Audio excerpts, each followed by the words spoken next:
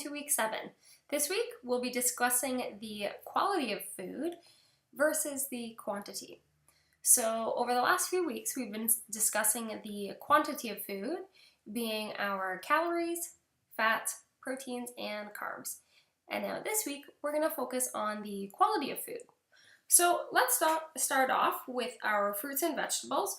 So there's some fruits and vegetables that we should try to buy organic or locally grown as often as possible. The foods that I try to buy locally grown as often as possible would be any vegetables or fruits, really. You want to think of how long those fruits and vegetables are on the trucks for. Say right now you can buy asparagus from Peru in the grocery store.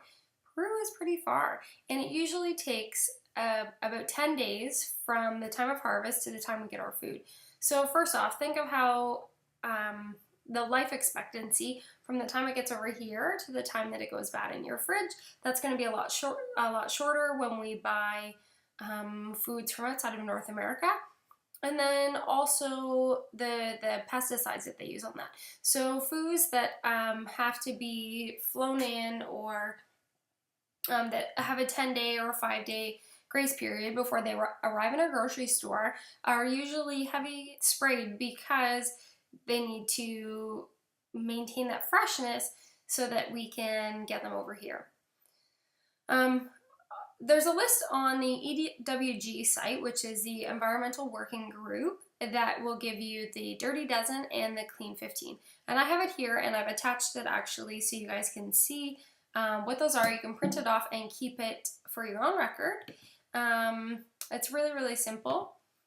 And also, we're going to discuss also when you're buying fruits and vegetables, the simple thing for me to remember is anything thin and peel, it's got more chances to be penetrated by pesticides. So for example, a strawberry. So a strawberry doesn't have any skin that you can peel off of it, so it really has nothing to protect itself from the pesticides. Things like bananas, watermelon, cantaloupe have a really thick peel, so it's a lot harder for the pesticides to penetrate into the food that you're actually eating. And the problem with this is if we're digesting those pesticides, it's not good for our internal bodies. It's not good at keeping us healthy. We may look really healthy on the outside, but we always want to remember that we need to focus on the inside as well. Because if something's wrong with the inside, then our outside eventually will reflect that as well, okay? So, like I said, I'll attach this onto the group so you'll be able to print it off. So the Dirty Dozen would be apples, celery, cherries, tomatoes, cucumbers, grapes, hot peppers, nectarines, peaches, potatoes, spinach, strawberries, sweet bell peppers, collards and kale, summer squash, and zucchini. So those are big ones that you want to try to buy organic if possible or locally grown if possible. And the Clean 15 would be asparagus, avocado, cabbage, cantaloupe, corn, eggplant, grapefruit, kiwi, mangoes, mushrooms, onions, papayas, pineapples, sweet potatoes, and sweet peas. So that's talking about our fruits and vegetables. So let's move on to our quality of meat. So I personally buy from a local farm, and I always make sure that the cows that I eat have been eating grass, because cows in nature would typically eat grass. A lot of meat that you see in the grocery store actually says that it's corn fed, but I've never seen a corn eating a corn. I've never seen a cow eating a corn of cob. Oh my god. I've never seen it. Try to say this. It's a tongue twister. I've never seen a cow eat a cob of corn in nature. And we have to remember when we're buying our meats, whatever that animal's ingesting, it's going into the tissue that we're eating. So, and we really want to focus, like, would you want to eat an animal that was sick?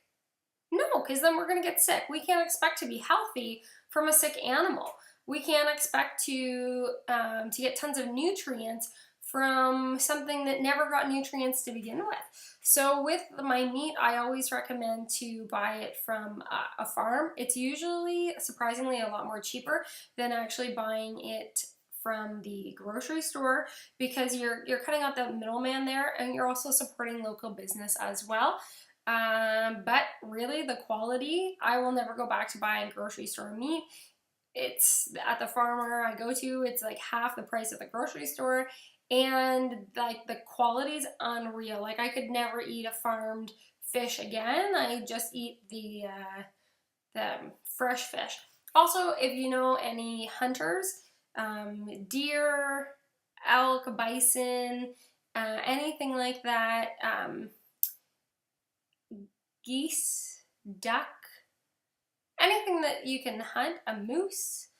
Those are all really, really great foods. They're very, very, most of them are very lean. Obviously, duck isn't, but those are animals found in nature that they're eating, you know, grass, twigs, larvae, all that stuff. So it's what they're supposed to eat naturally. They had free range. They could just roam wherever they want. A lot of times, chickens and cows are kept in really small cages, so they don't actually have a happy life. And although I'm not a vegan or a vegetarian, I still do really care about the processes that my meat goes through before I receive it. So we've talked about our fruits and vegetables, we've talked about our meat, our cheese products, our dairy products would be the same for me. I don't actually drink cow's milk or any type of cow products because I have asthma. And when I do have any type of dairy products, it really causes inflammation, and I have a really hard time breathing. So alternatively, I go for goat milk. If you're staying on milk, I would definitely highly recommend switching to like a hormone-free. And surprisingly, in the States, they have a lot of the hormone-free milk, and they have it labeled right on the label. Whereas in Canada, I don't see it as often over here. So you want to make sure that you're not getting a bunch of hormones in your milk if you choose to keep drinking milk. It's totally up to you if you cut it out or not. I'm not crazy on milk. I do get my goat products, and I do like my goat cheese and my coconut yogurt and stuff like that for my probiotics. So for your cow, your dairy, make sure you're trying to find the most natural, hormone-free products. Oh, excuse me. That was a yawn of smiles. Okay, and up next would be your grain products. So I personally do not eat any gluten. I've found that after many years of having stomach problems and my stomach always hurting, no matter like the smallest amount of bread or pasta or anything I had, I've decided to cut it out for a couple weeks and see how I felt. Huge difference. I reduced the bloating, the pain in my stomach. Then when I had it again, there was the pain again. So if you do find that you get bloated and problems when you're having bread, pasta, crackers, anything like that, try going gluten-free for a week. I showed in my last video, you guys saw like all the gluten-free products. So Udi's has the Live G-Free brand. There's also Glutino, Udi's, which is one of my favorite ones. They have wraps, which are amazing. Love them. Try that, and then also remember with gluten-free products and any products really, there can be good products and then ones that have lots of chemicals in them. So a perfect example would be like margarine. So everybody thinks like, well, it's got this like holy grail that margarine is so much better than butter. And that's more in the mainstream. People have that misconception. But when you look at it, butter has 2 ingredients: cream and sometimes salt, whereas margarine has like 30 ingredients.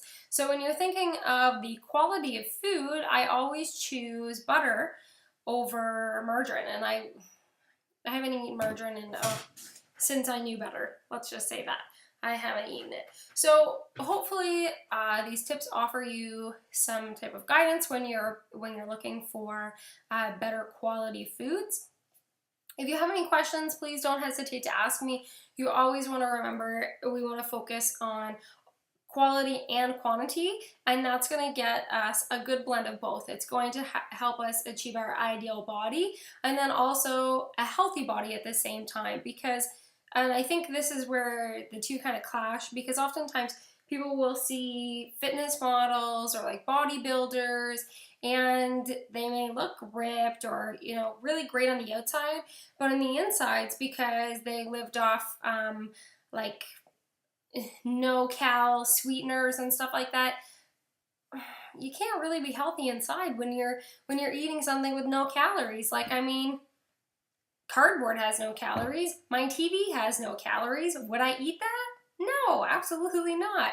So why would I ingest something that says it has no calories? Like, that just, what the fuck is it? Like, I have no idea. So think about the quality. I mean, you guys have a huge selection of calories every day, your carbs, your fats, and your proteins.